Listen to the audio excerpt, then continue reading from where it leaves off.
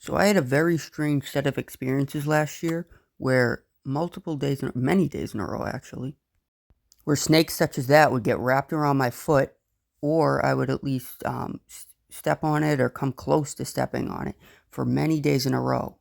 And that continued until I figured out what the message was of that set of experiences.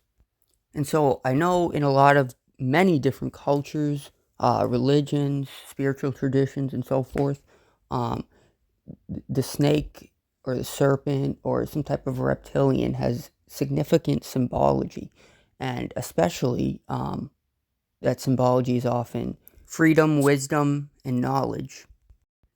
Now I'm going to go through a lot of major examples, including how these symbols are used in different flags and different religions, spiritual traditions, and many other examples. Kundalini is a divine feminine energy. It's a concept originating from Hinduism, and it's often represented by a coiled up serpent.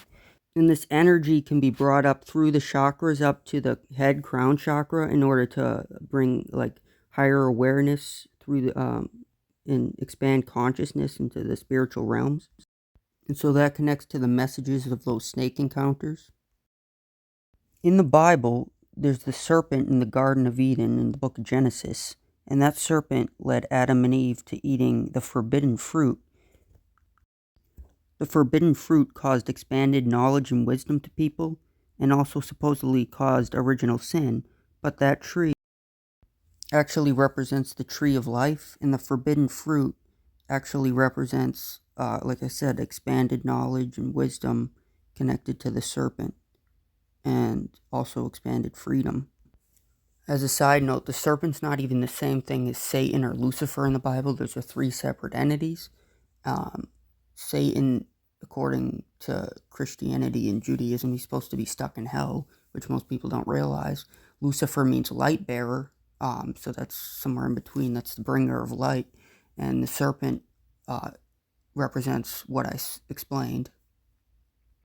The Garden of Eden actually sounds like a horrible idea, so it's a good thing the serpent brought those things to people.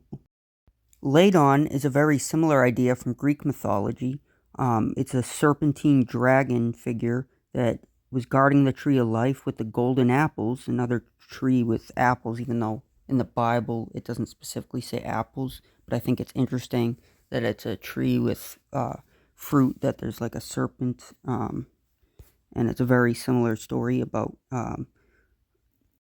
tree of life, fruit, knowledge, wisdom, freedom in the garden. And this is in the Garden of Hesperides. And there's Hercules also depicted with Ladon there. But yeah, this connects to the Bible and Kundalini and some of the other things that I'll mention.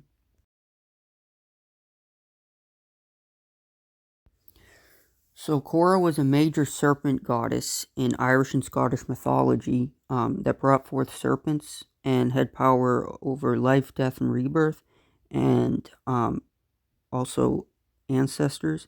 And this is a big part of the St. Patrick's myth and the idea that St. Patrick came to Ireland and Scotland and slew the snakes.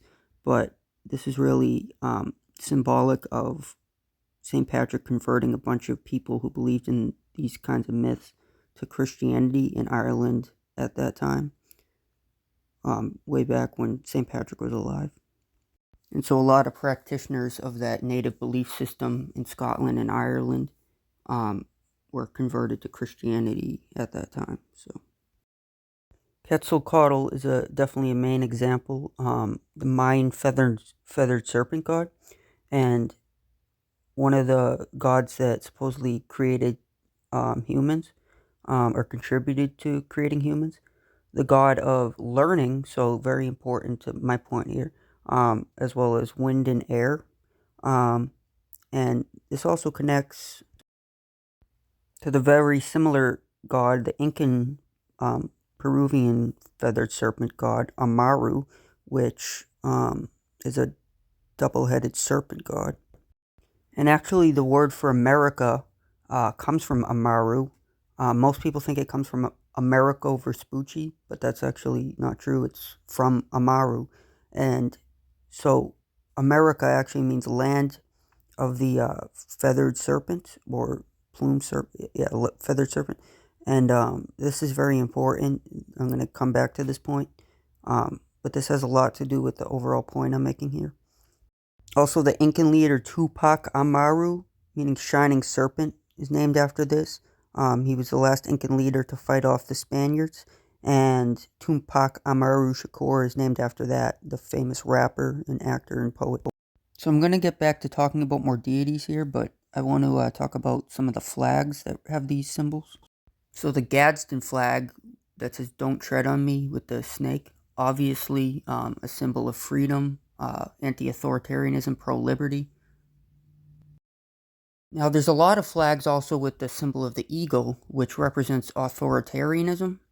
And this is a flag of Mexico with the symbol of an eagle eating a snake or destroying a snake. And basically this is kind of like a symbol of authoritarianism and authoritarian figures taking control. So all the flags with eagles on them represent authoritarian control. This is a double-headed eagle on the Albanian national flag. Moldova's eagle flag. Egypt's eagle flag. Kazakhstan's eagle flag. And I'm not going to show all of them, but some other major examples include Montenegro, Zambia, some of the American territories, like the island territories, including the USA Virgin Islands and American Samoa. Also the American president's flag, and of course the bald eagle is the national bird of the United States. And Ben Franklin wanted to be the turkey, supposedly, but because this is supposed to be a free country. And like I said, America means land of the feathered serpent, which serpent, of course, represents freedom, wisdom, and knowledge. Also eagles on the flag of the Old Prussian flag, Russian leader, and many others. Used as symbols in a lot of medical type fields, serpents on a staff, Caduceus, or the rod of Asclepius, or something similar. It also looks a lot like a Kundalini symbol. Caduceus and Asclepius, originating from Greek mythology. Asclepius is a Greek god of medicine and healing. Now, Nagas, or Nagis, and Naginis are half serpent, half human demigods and demigoddesses. Nagas are the male version, and Nagis or Naginis are the female version. And it originates from Hinduism, and there are many of these Nagas or Nagis, Naginis. Some of the most notable examples are Vasuki, Kalia, Shisha, Astika, and there are many more. There's also different kinds of deities originating from Hinduism called Devas or Devis. Devas are the male version, Devis are the female version, and Manasa is a serpent goddess Devi. There is Jormungandr, a Norse mythological sea serpent deity. The rainbow serpent, the main creator god in Aboriginal Australian religion. And this, so obviously this serpent is very important and connects a lot to the concepts of freedom, knowledge, and wisdom because it's their creator god in their belief system. There's also a major Minoan snake goddess. Egypt has a lot of different serpent deities and such. Meretseger is a cobra snake goddess from ancient Egyptian mythology. There is also the ancient Egyptian snake god Mehen. Another serpent from the Bible, Mahusta. And there's the ancient Egyptian patron goddess protector, Wadjet. There are also a bunch of other serpent deities and things like that, but basically, so all of these go to show at least that it's important in all over the world to use the serpent symbology in some way, shape, or form. Some type of snake, serpent, reptilian in general, dragon, whatever. But in a lot of these cases, it's a lot more obvious to my point of how these things represent freedom, wisdom, knowledge, things like that.